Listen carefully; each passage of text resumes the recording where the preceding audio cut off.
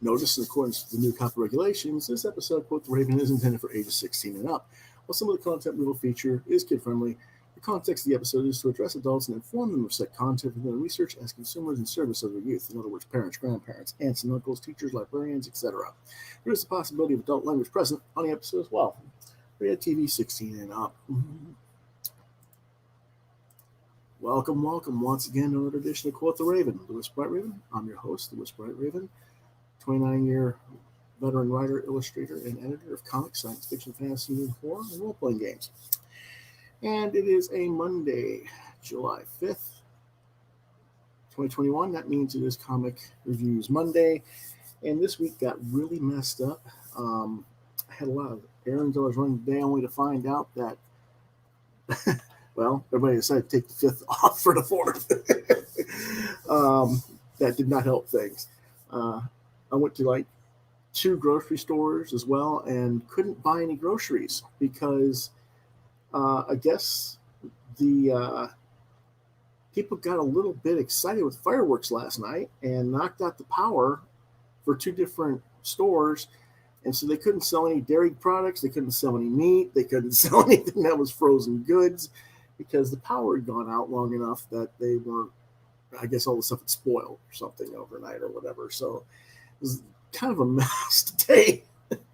That kind of screwed up everything for me, and I didn't get home until after 8 p.m., so I didn't get the whole show set up like I normally do as a result. So we're going to do some reviews, and to make up for it, we're going to talk a little bit about some other topics as well. But books that were planned to be reviewed today, Chained to the Grave, number 4. Number 5 comes out this week, so what I'm going to do is I'm going to wait till next week and review 4 and 5, next week's show. Did not get to Usagi Yojimbo, Dragon Bellow Conspiracy. We'll review this on Wednesday's show. Blood Force Trauma number 3 we'll review on Wednesday's show. Torture Claim Disguise number 1 we'll review on Wednesday's show. And Heavy Metal, I can't remember what number it is, 307. I'll get that on Wednesday as well. So that's coming on Wednesday. Now, what we're going to review first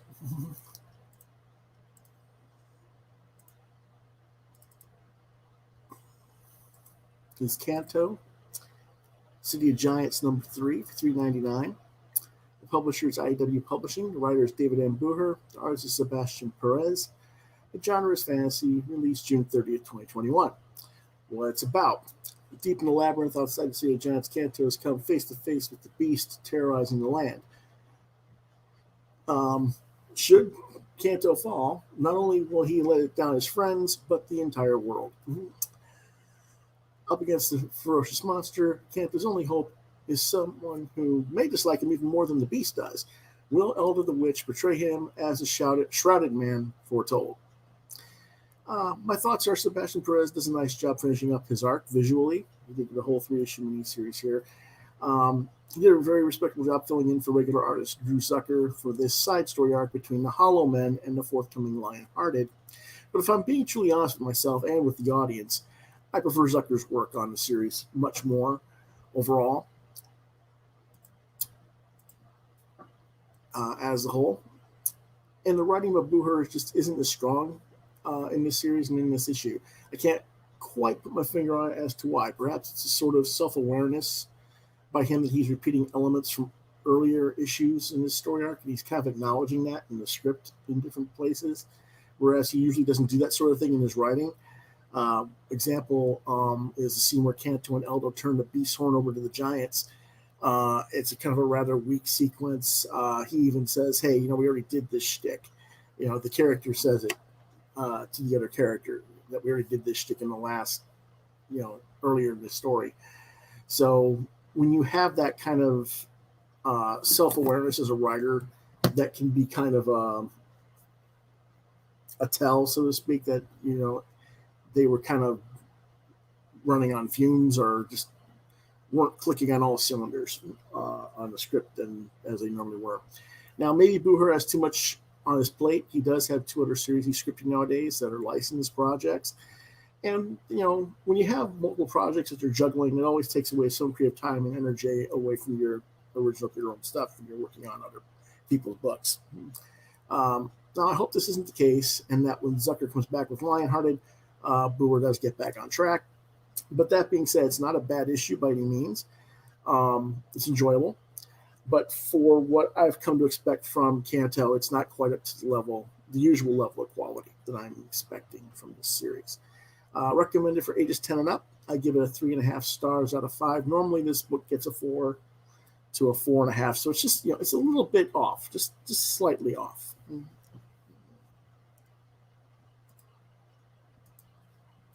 And here's the book. Normally, I have pages scanned, but again, like I said, kind of busy today, so we're just going to have to do our best here. This is the beast with the horn, and he's just like kicking CANTO's butt.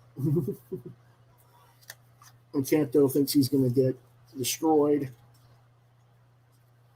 because he thinks Eldo the witch has betrayed him and abandoned him, just like the Shrouded Man City she would. And then she reappears and says, throw me your axe. I've got a sword. It's going to take both of them, and I've got to be the one who gets rid of the beast type thing.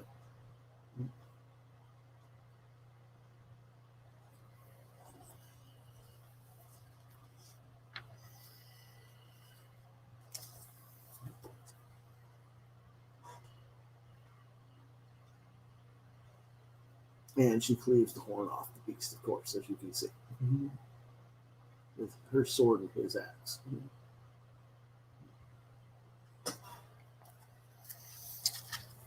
Now, the scene I'm talking about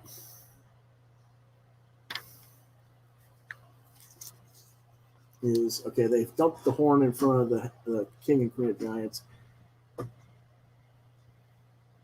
And as you can see, dear, did you hear something? Oh, give it a rest. It was not very amusing the first time. And it's certainly not amusing now.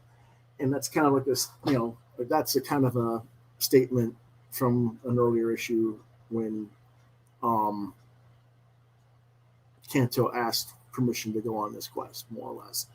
And that they were ignoring him because he was so small. And see, that whole scene, as you get through this whole segment, is kind of iffy like that. But overall, like I said, 3.5 stars out of 5. Our next book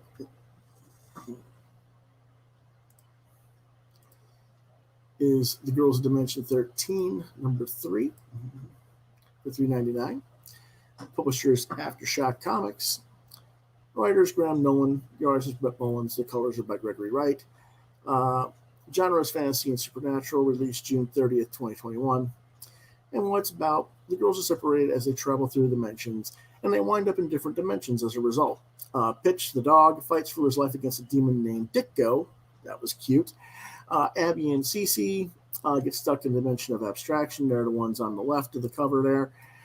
And Savannah and Nadira find their mentor, so to speak, and a Nightblinger. But are they too late? My thoughts are this is a very quick read, fast-paced, with action throughout. Levins does a nice job designing the different dimensions, and Nolan does a reasonable job of explaining these dimensions, though honestly, I don't think the girls really comprehend them as they barely know their abilities at this point of the story.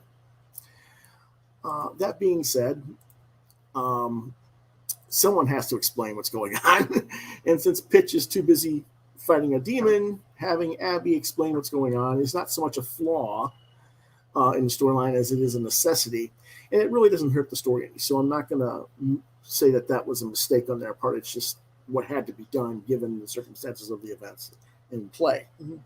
Overall, this series is a very strong one so far. I recommend it for ages 13 and up, and I give it 4 out of 5 stars.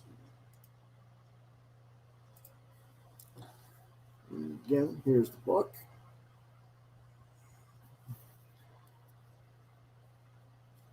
Some very nice Ditko-esque Doctor Strange, Dick West type stuff going on with the characters at first. Um, Brett does a really nice job capturing that. And they're supposed to be all holding hands together so they can pass through the portal and get to where Anna is. But Cece gets this whatever critter it is on her shoulder and freaks out, thinking it's a giant cockroach or whatever, and it disrupts their concentration, and that's how they get separated.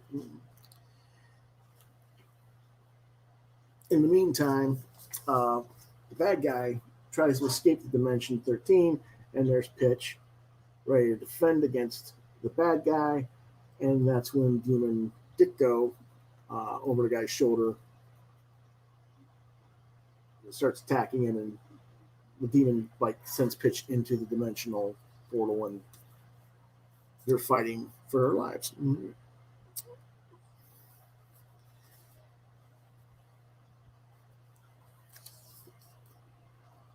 again, here's the abstraction piece there with CC and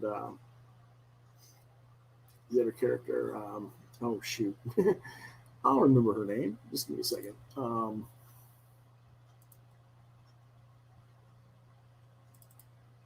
CC and Abby. That's right. But anyway,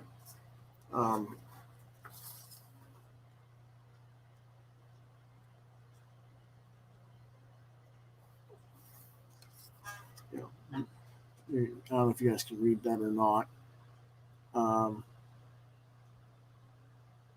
It's can't make out where we're at. Our eyes hurt from the abstraction angles. That's why we must have entered that dimension. Dimension number 6.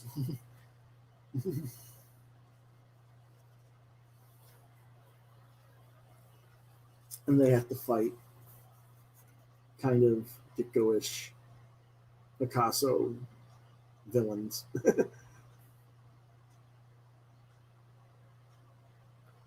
And that's kind of the cool thing.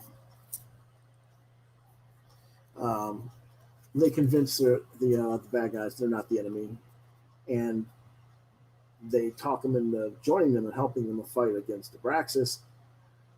And Abraxas subsequently pukes because it's like, oh, there's hope. I don't like the taste of hope. So little cute things like that are in there. Overall, like I said, good book. 4 out of 5.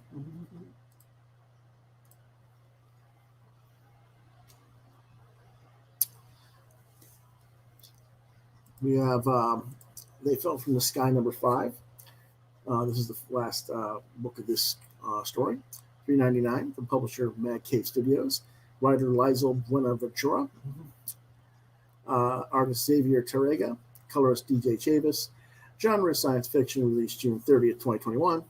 Everything comes to an end when the royal family joins the fray between the different groups fighting to try and find Orion. Old secrets come to light, and Orion's past finally catches up with him. After the dust settles, will there be anything left of Boonville, the town, to save? My thoughts are there was a decent enough conclusion to the storyline. Orion stops the fighting between the Care just in time after we learn that the whole reason he was being chased is because his royal parents are assholes who are mistreating the other Care and who are rebelling against their rule because they're, basically being abusive of their powers. And that he ran away from home because he doesn't want any part of it. But he agrees to return home and take his place on the council and rule if he gets to appoint a member of the other side as a consultant or an aide, so that he can be fairer to the other side. And it's clear that while his mother, the queen, doesn't like it, she concedes that Orion has the point, and that is what will happen. Now, not everything is resolved, but the majority of the concept is. I would not be surprised if this series got a sequel series where Orion and the Care return to try and make amends for the damage they've done in the past, not just in this series, but in the past when they talk about the first time they visited and did damage to Boonville. and what that may lead to. But for now, this is a reasonable enough conclusion to the story. Recommended for ages 12 and up. I give it 3 out of 5 stars. And there's the book.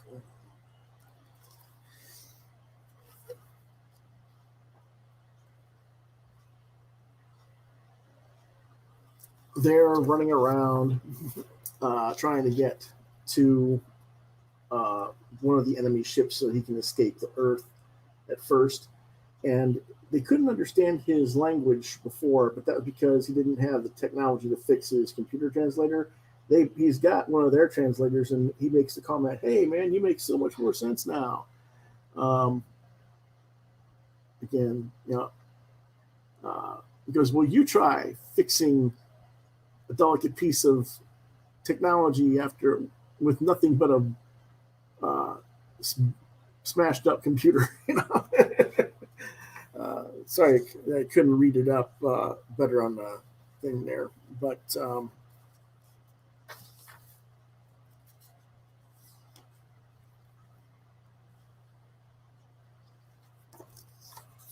they're about to get him away when the head of the bad guys catches him, and as you can see, he's already lost vision in one eye. And they're about to shoot each other, Orion and him, and they're arguing over why this is being done. And he explains the only reason we're after you is so that we can get our own people back that you've been abusing. We don't want to hurt you or anything. We just want to hold you and exchange you as a hostage, so to speak. And once he realizes that, that's what this is about, and he's like, "Is that true? That's what this is all about?" And he explains what happens, and he's like, "Yeah, I can't let any more people get hurt." So he tells everyone to stop fighting, and he surrenders and declares his stance. Mm-hmm.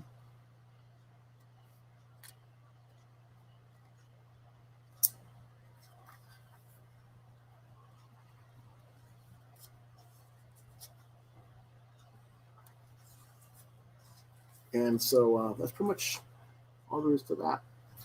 It's not a bad story, like I said. I would like to have seen a little bit more of them doing something to help repair the damages that they caused. But like I said, I guess they're gonna, if they do a spin-off series or a follow-up series, that's probably what the story should be about.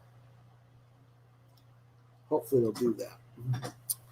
Now that is all the stuff that I got to get done with reviews. However, that is not all that we have for you guys today.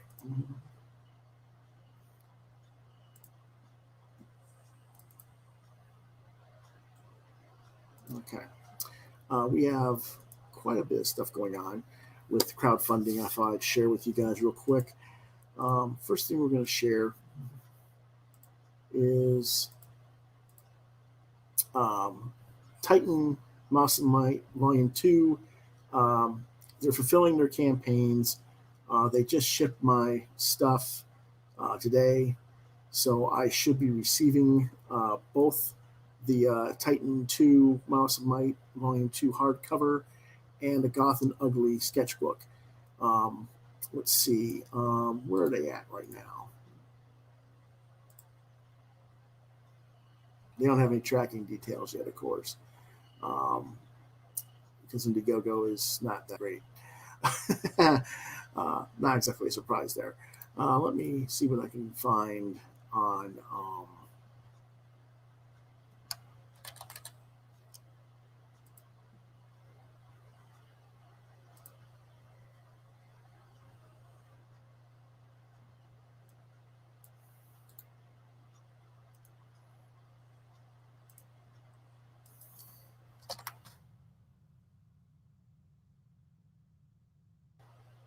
basically it's got the tracking number was created today at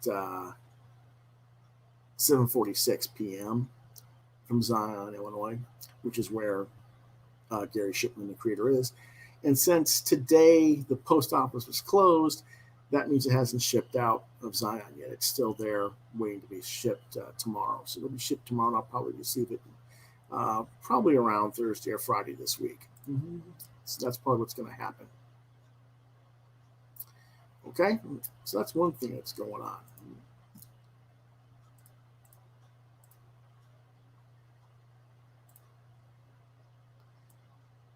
And I thought you guys might want to know that that situation is going on. And you can go to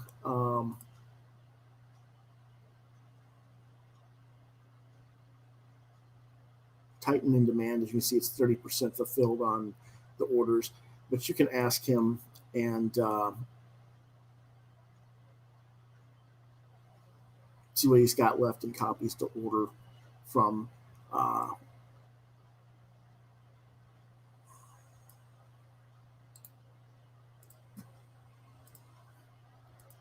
If you've missed the original piece, let's see here. There's the thing there.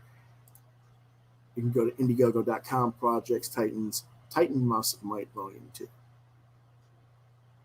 It is in demand.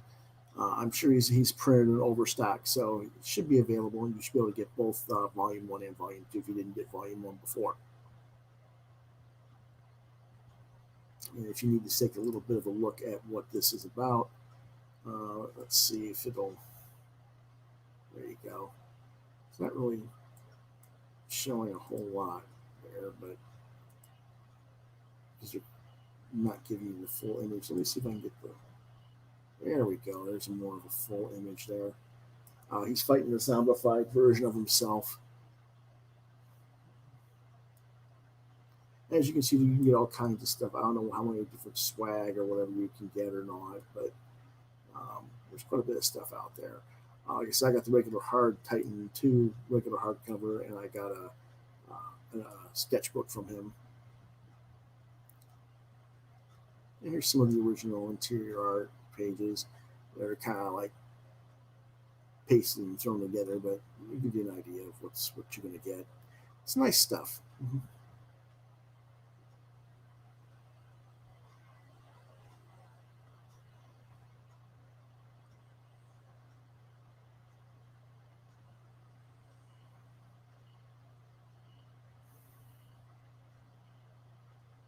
And as you can see, there's a coloring book. There's other things you can get.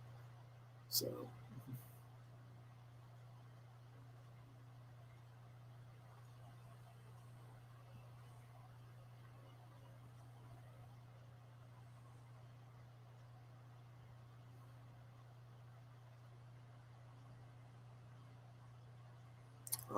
there's going to be sketch cards that are going to be given out, and bookmarks and all kinds of other cool stuff. So.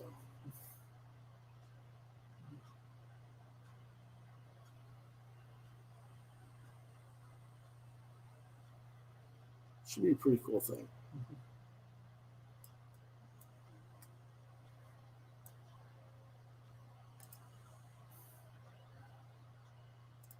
Okay, again, that is Indiegogo.com projects/Titan Mouse of Might Volume 2. Alrighty. With that being said, launched today, which I thought was going to be launched tomorrow, but it's launched today, is Trekker, Reckoning on Rigel. This is the new Trekker series by Ron Randall. It's a 112-page graphic novel. You can get all the back issues as well.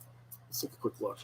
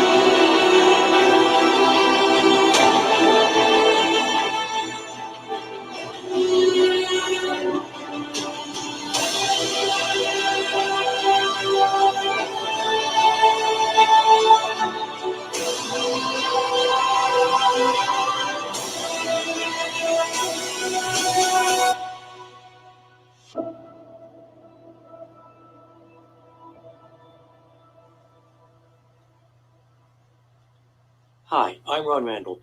Thanks for checking out this campaign for Trekker, Reckoning on Rigel. I've done a lot of comics in my day. DC, Marvel, Dark Horse, Image. Yeah. Cool.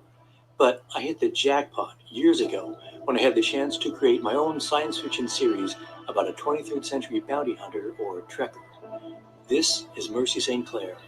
This is Molly Sundowner. And this is their most intense and suspenseful adventure yet, Reckoning on Rigel. Now, this is my sixth Trekker campaign, and if it's your first trip with Mercy, I want to make a couple of quick points. First, every Trekker book is designed to work as a completely self-contained volume. Each book introduces the characters, establishes the world, and tells a complete standalone story from start to finish. When you put all the books together, they just paint a richer, more complete portrait of Mercy's world. Second, you can get any or all of Mercy's earlier books through this campaign, either individually as a la carte add-on items or in the complete catch-up bundle at a special reduced price. Lastly, as with every earlier Kickstarter, the work on this story is completely done. A successful campaign, plus the prep on a few special pages we'll hopefully be adding because of this campaign, and I'll get this book off to the printer and then into your hands quickly. Because here's the thing, I have a lot of Trekker stories yet to tell, a lot of ground to cover, so we don't have any time to waste. So please check out all the reward levels from quick in-book sketches of Mercy to inkwash or watercolor commissions to all those catch-up books to, believe it or not, a chance to appear in the Trekker audio drama being produced by the Akadekagonagon Theater Works Group. So take that all in and then get ready for a reckoning. I'll see you on Rigel.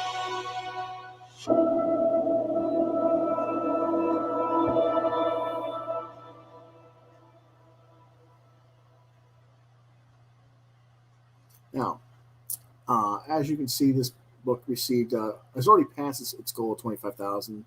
Has 30 days to go. It was just launched today. Like I said, I thought it was going to be launched tomorrow. I've already backed it because I backed all the previous ones, but the whole thing was funded in less than 6 hours. As you can see, I backed the Book of Reckoning, which is just getting the regular book plus a PDF and then a watercolor print, which is whatever, fine. I'm good with that. There's a lot of cool stuff you can get. You can get a sketch for 45 um, inside the book. You can get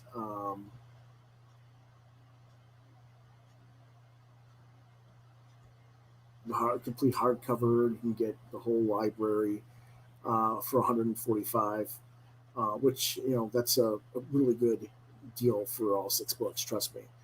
Um, you can get a custom uh, available ink wash commission, a few other things. And again, if I didn't have other books to back, I probably would have gotten some of these at higher tiered levels. But I got to be fair to everybody and share what little wealth I do have around. But Ron's always a top-notch level guy, and really should check his page out. Um, Let me see if I can get this to share. Um, it doesn't want to, of course. Um, I'm going to try this.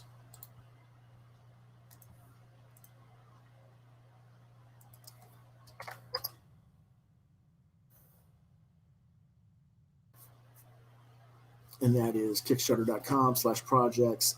Look up Trekker Reckoning on Rigel, and you should be able to find it, or just Trekker, and you should be able to find the page on this project without too much problem. Um,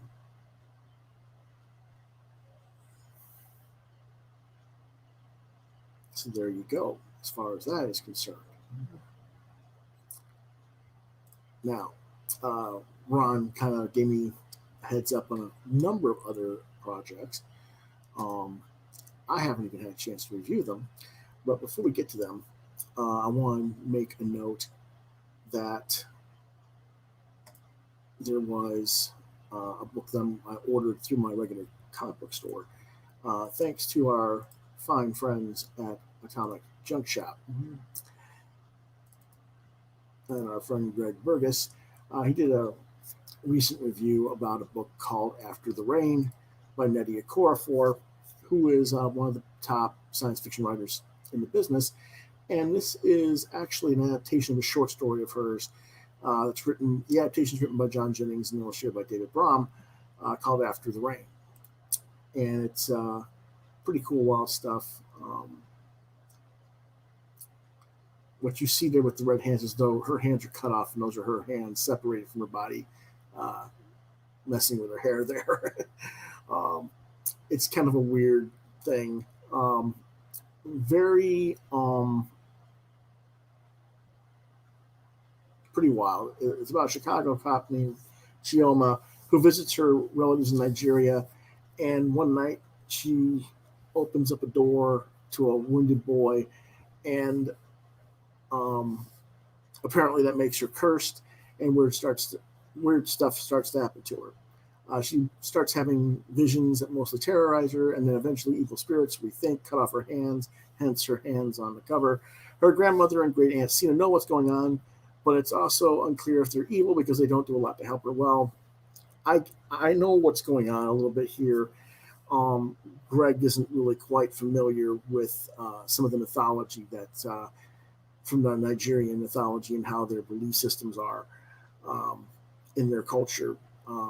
Having read a lot of Nnedi's other work in prose, I'm a little more aware of what they're adapting here.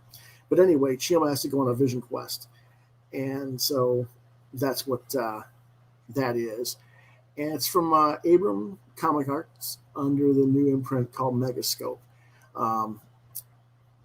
So I'm going to go ahead and when I saw this, I was like, oh, cool book. I have to get this because it's Nnedi and I did not know it existed. So thank you, Greg Burgess, for doing your review on the book.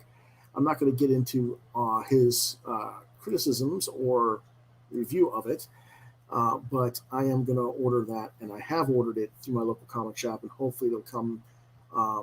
They say it might come on Wednesday with the rest of my comic order this week. If not, I'll have it for next week, hopefully. We'll see. It just depends on how long it takes Diamond or whoever they ordered it from to get it to the store. Now, like I said, Ron Randall also kind of turned me on to a few other Kickstarters. Let me see which one is the one that ends today, or has 23 hours left to go. Okay, that would be this one. All right, so let's share the screen real quick and see what we think of the Polar Paradox number 1 and 2. A sci-fi adventure mystery comic, and you can get both issues.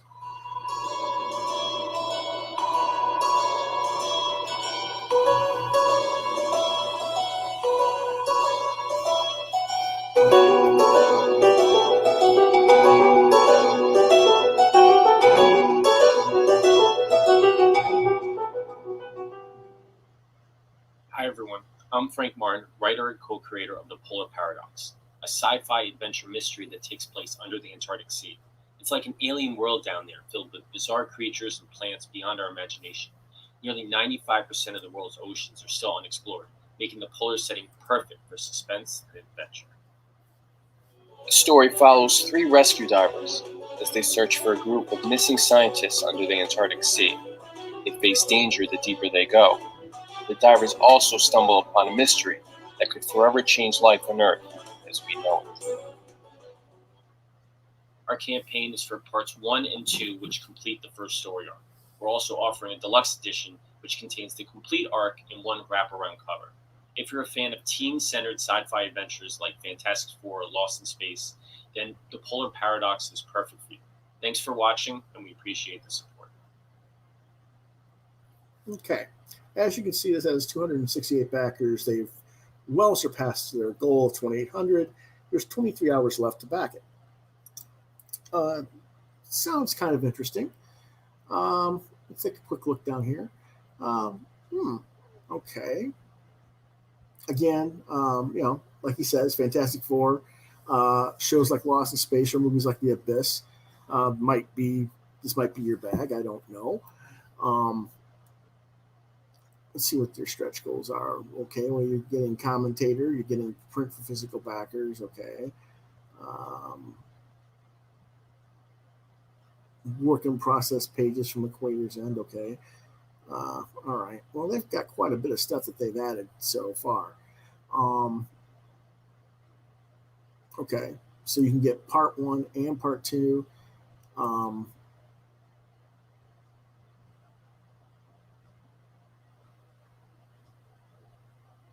and that makes the wraparound cover.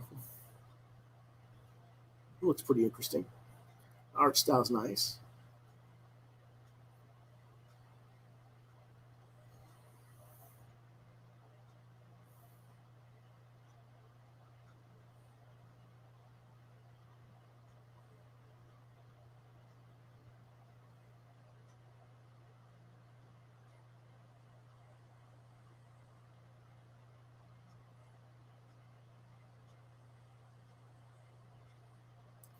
Let's see what they've got for their backers here. $10 or more gets you number two. $15 gets you both one and two that interconnect with each other. If you get $17, then they print it as a wraparound cover for both one and two, connecting. So it's like getting probably a 56-page comic with the wraparound cover on both sides there. Okay. I guess you get two digital PDFs. Wow, they're going to give you free U.S. shipping. That's a pretty big deal in a way because cost of shipping these days is so darn expensive. So that's a good on them. I don't know if that's going to hurt them actually earning income and making money on the book, but that is a very cool idea. They have a variant cover. You can get different covers. Lots of different stuff here. So that's kind of cool.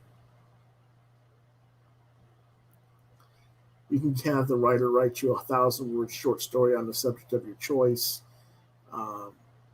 separate from the comic. That's kind of an interesting deal. You can get a black and white sketch cover commission from the original interior artist Antonio Mastria. So there's a lot of cool off in there. For $300, you can get both the short story and the cover commission. Okay, that's interesting. You can get original art pages, etc. So quite a bit of stuff that they are offering by Frank. I'm gonna go ahead and save this page to my podcast area, and we'll come back and revisit this later this week. And maybe I can even get Frank to come on the show. I'm going to try and get a hold of him and see if we can get him to talk about it a little bit more, even though it is closing. We can get some people to talk about it a little bit more. But it is closing in 23 hours. So if you're interested in that page, let me see if I can get that in there for you. That is kickstarter.com/project/Frank the Writer /The Polar Paradox 1 and 2, a sci-fi adventure mystery comic.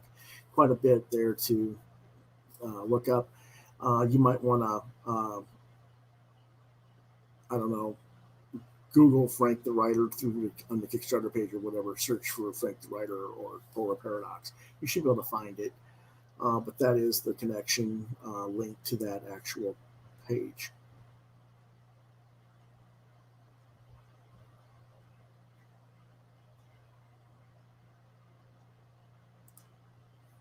Okay, let's see what else they've got.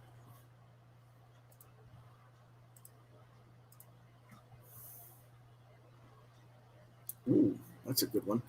Let's see what this is. Got a lot of backers on this one, or a lot of money ordered anyway. That is The Abominable Charles Christopher, books number 1 through 3. A dim-witted Sasquatch bumbles his way into a series of woodland adventures in this award-winning comic series. Apparently, it's already won an Eisner. I've never heard of it, so let's see what it is.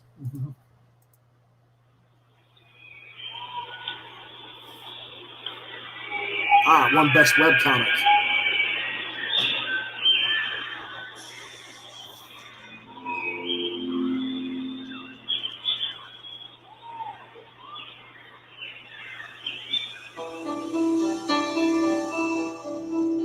Oh, it's Carl Kerschel. John Norris, pay attention. I started this comic in 2007, and the whole reason was really just to scratch this itch I had to draw animals. I love drawing animals, and there was really no place for me to do that at Marvel and DC.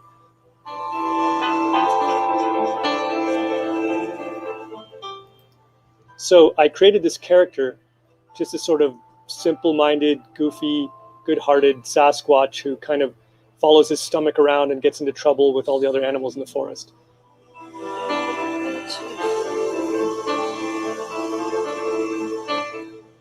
In a lot of ways, I feel like this is the only place where I really get to express myself.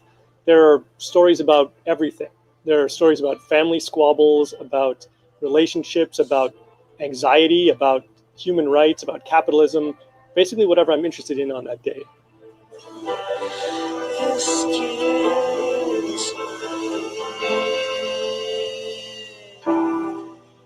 Are there humans in this story? There are no humans in this story. Well, there might be one, but the jury's still out on that.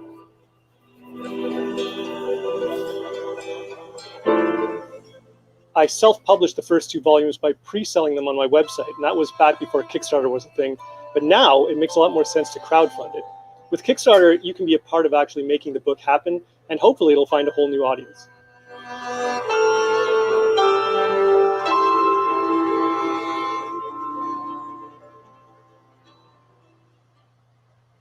Yeah, this is cool. This is definitely something I'm gonna have to back this. Gotta save that to my podcast. This has 8 days to go. I'm gonna see if I can get hold of Carl and bring him on the show too. Then, as you can see, they're well over his goal, $12,149 goal. He's got over 1,000 backers. 8 days, he's over 76K. This is definitely going to be a fulfilled product.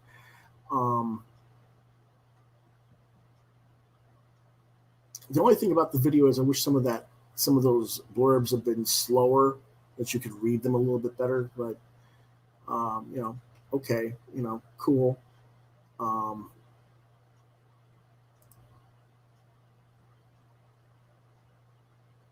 But yeah, this is very cool.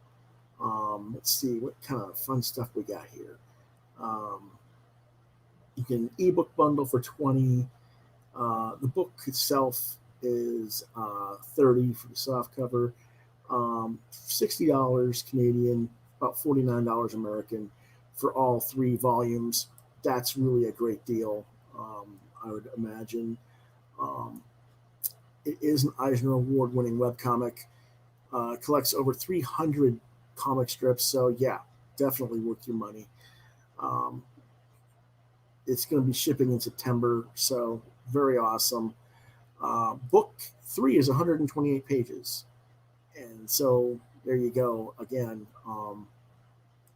you're going to get the 128-page book. A little bit different dimensional size than traditional comics because this is done like a web comic,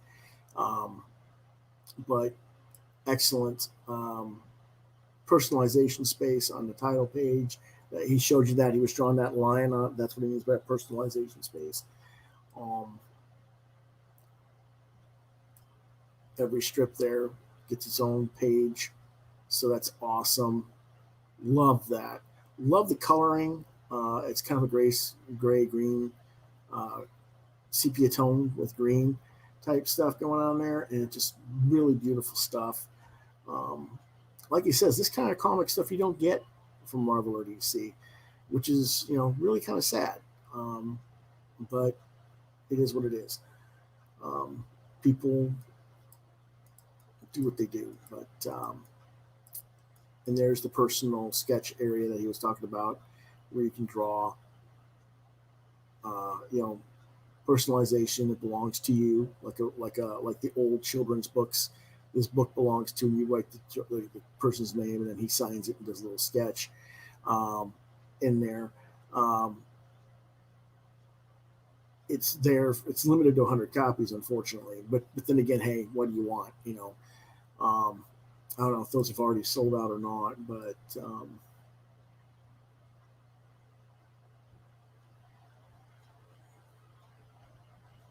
yeah, this is awesome.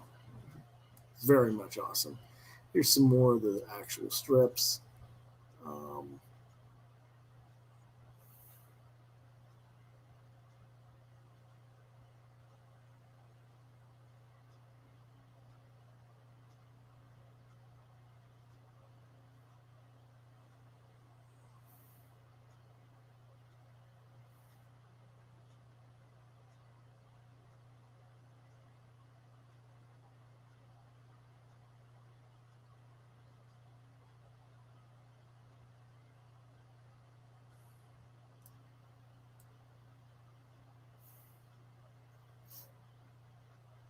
but let me go ahead and get that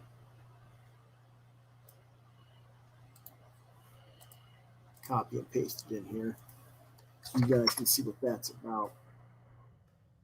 And that is, of course, Kickstarter.com project Carl Kershaw, The Abominable Charles, Christopher Book 3. Just really fun stuff here. Definitely going to get this. I have saved it. Again, I will definitely, I don't know which one I'm going to order.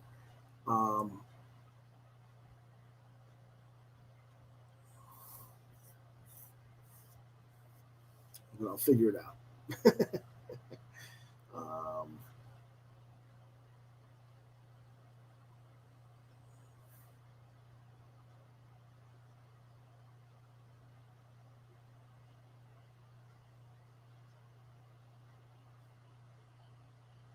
yeah, but he's got so much stuff there. So I'll definitely be getting that. This is the guy who did Gotham Academy for DC and the adventure series Isola, which I have reviewed before. Um, and I don't know why I'm thinking John Norris knows who he is. I don't know what it is. I'm trying to think of a different book that I know John's a big fan of. Um,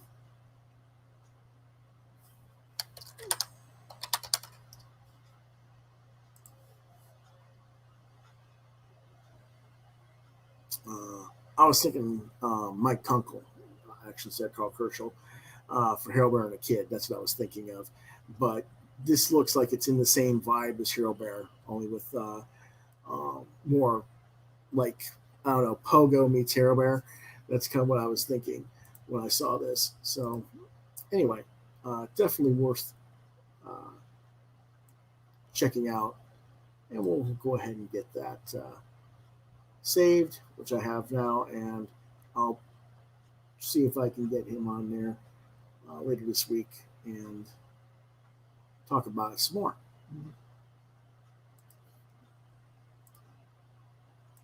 And lastly, we have a storyline about magical girls and mystical crime families. Let's see what that's about.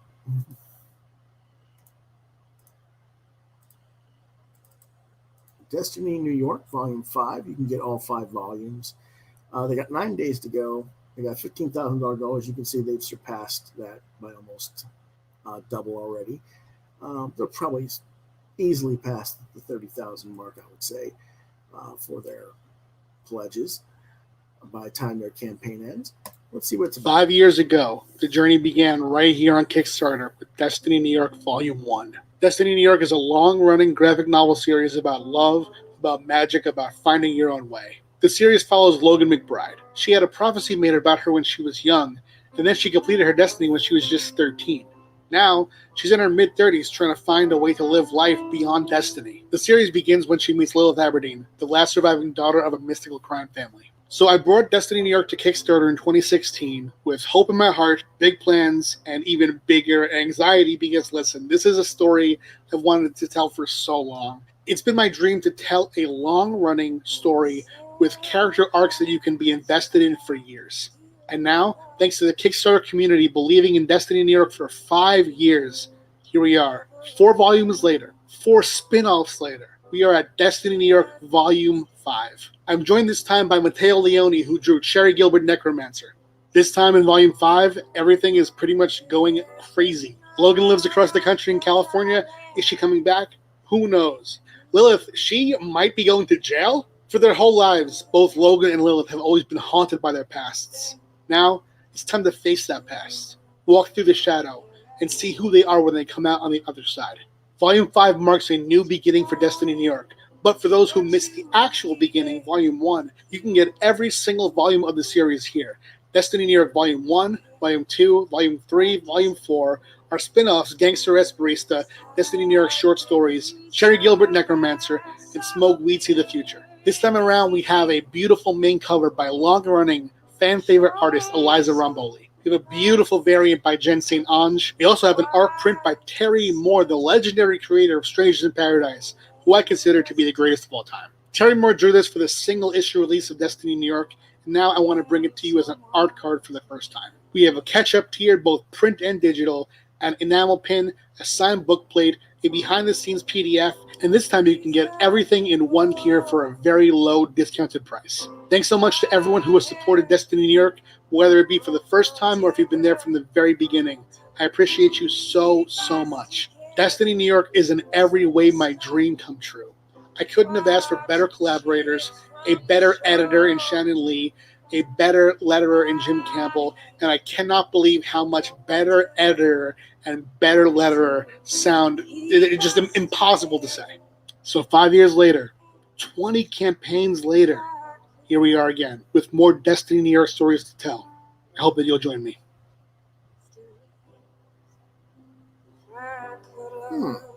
That's interesting. Oh, damn, I didn't even introduce myself. I'm Pat Shand, everyone. Hi. I write Destiny New York, Snap Flash Hustle, some Marvel novels, and also, if you back this book, I am someone who loves you very much. That was cute at the end. Oh, that was funny. Okay. Of course, he did not forget he did that on purpose, but that was cute.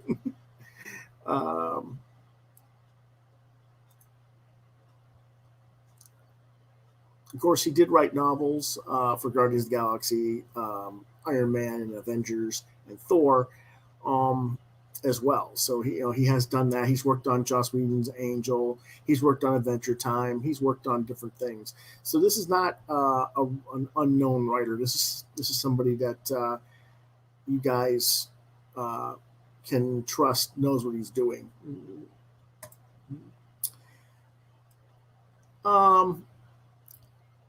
It's kind of interesting to me. I'd never heard of it before. Again, because it is two girls, it is a lesbian relationship. Some people might not be into that. I understand that. I respect that. But we're not going to be dismissive of it just because that's what it is. If it's not your bag, just pass on it. No big deal.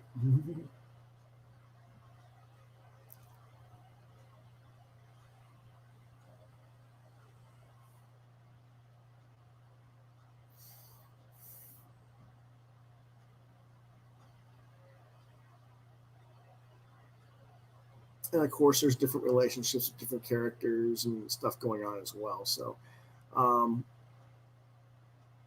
again, I don't know what all you're going to be interested in. got quite a new thing. Of course, this is a new artist for the series. Matteo Leone worked on, like you said, Cherry Gilbert Necromancer, and that um, brought him in as the new artist for the series. Um, but it looks nice. I like his artwork overall. I don't see anything wrong with it.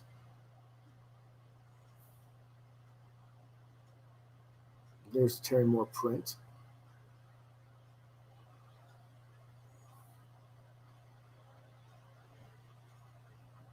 It's interesting to see them in color comparative to the black and white, but okay.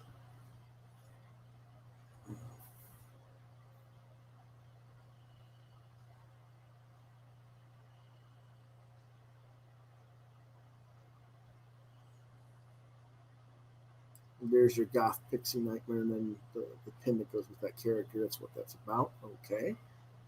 Quite a bit of stuff going on there.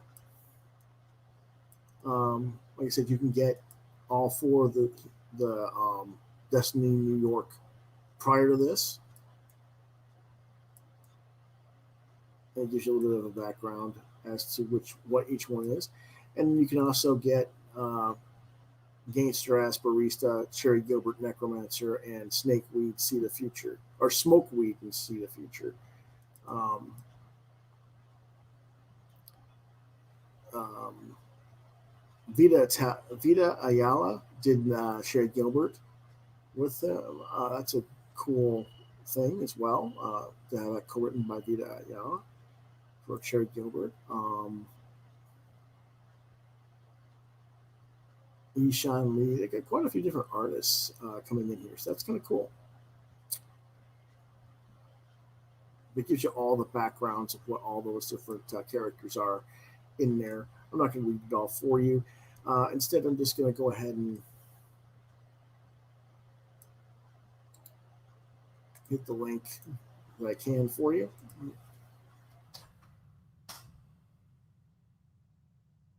And that is Kickstarter / project / Pat Shan / Destiny NY Volume 5, Volumes 1 through 5 available. Okay. I don't know if I'm going to get this one or not. I am going to bookmark it, and I'll check back on it again, do a little more reading, because that was actually my first time seeing that, seeing this page. Like I said, I hadn't heard of it before. There's a lot of stuff I don't always get to hear about on Kickstarter or Indiegogo. So if you see something that you like on Kickstarter or Indiegogo, please let me know. Go ahead and contact me at quothravenlbr72@gmail.com and tell me about it. Send me a link. I'll check it out and probably even mention it on the show.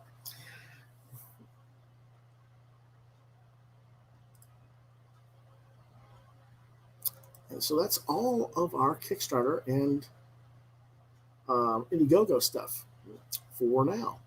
I want to thank you all for watching. Again, if you have questions, or you want to recommend a book to me, or you want to recommend a Kickstarter or Indiegogo platform, there's the address, quothravenlbr72@gmail.com. Let me know. I will check them out.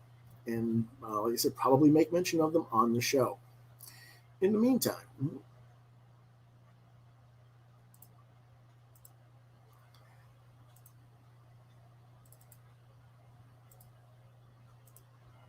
if you want to back my products,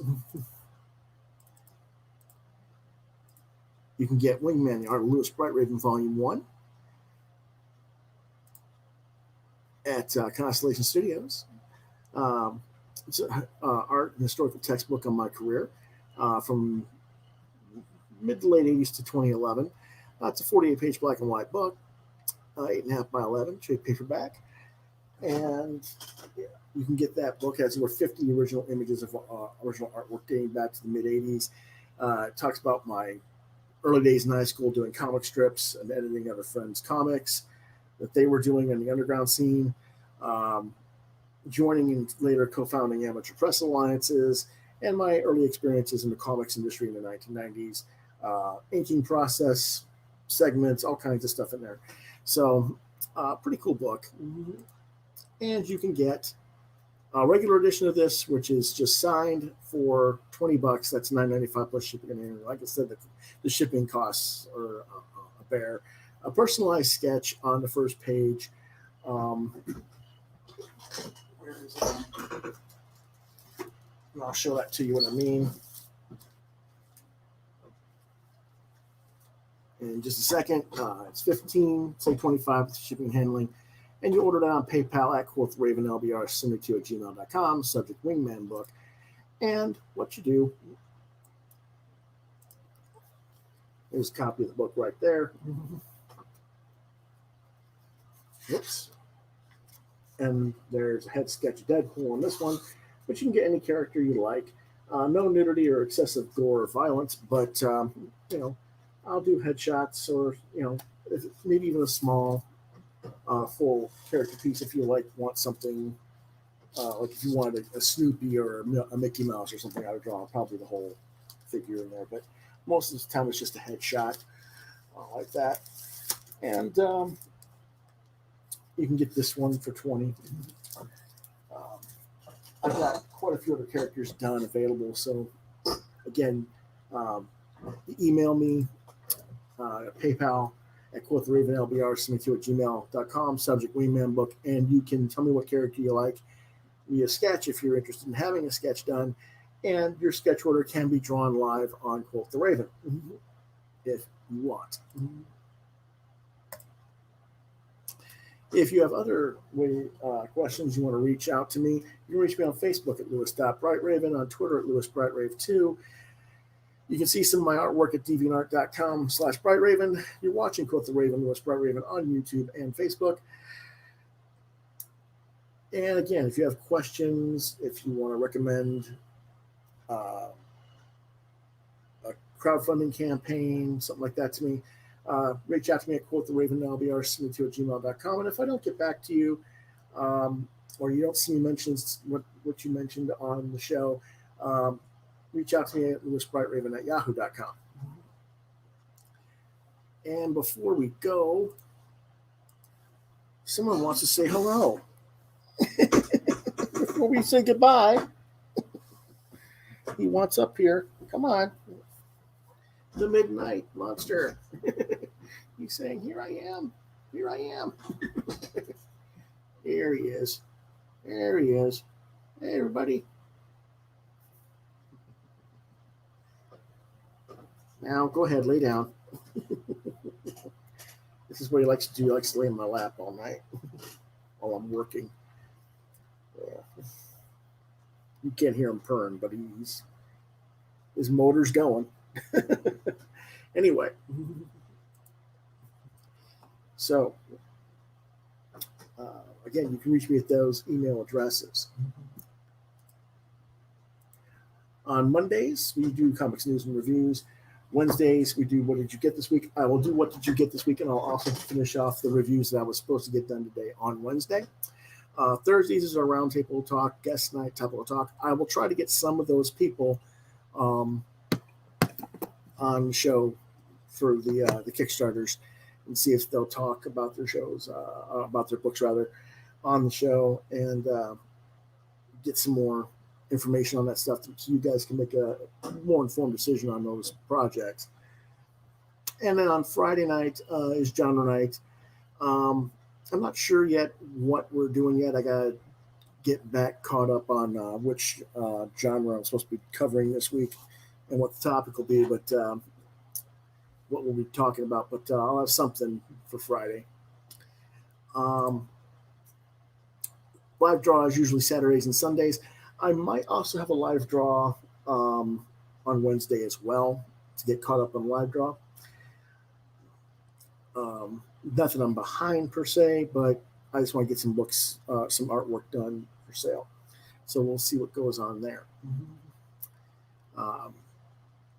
Someone wants to know why I'm not doing anything on Tuesday. Reason I'm not doing anything tomorrow is because I have some family obligations that have to be taken care of. But if they get taken care of earlier in the day, maybe I'll even bring a live draw tomorrow. I don't know, but definitely probably not, because I don't know how long they'll be with their medical care situation, but we'll see. So that is it for this week, and we will see you next time. Thanks for watching. Have a good night.